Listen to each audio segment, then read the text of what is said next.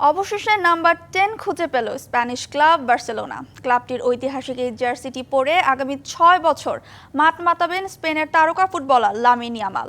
চুক্তি নবায়নের দিনে স্প্যানিশ এই ফরোয়ার্ডের হাতে আইকনিক জার্সিটি তুলে দেন ক্লাবটির সভাপতি হুয়ান লাপোর্তা।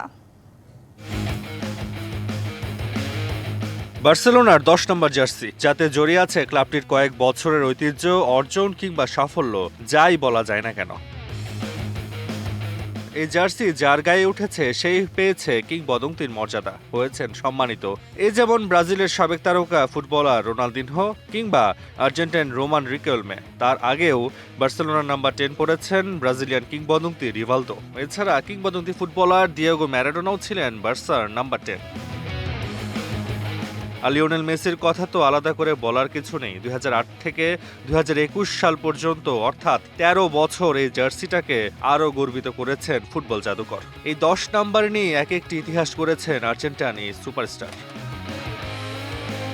তবে মেসি বার্সা ছাড়ার পর এই জার্সিটা কার গায়ে উঠবে তা নিয়ে শুরু হয় আলোচনা। অবশেষে স্প্যানিশ ফুটবলার আনসু ফাতিকে মেসির বিকল্প হিসেবে ধরে নিয়েছিল বার্সেলোনা টিম ম্যানেজমেন্ট। তবে সেই আশায় ঘুরে বালি বার্সার নাম্বার 10 ধরে রাখতে পারেননি Fati.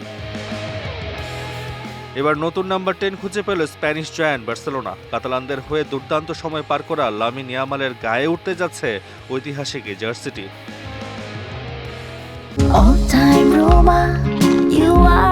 All time Roma. Taste it, love it.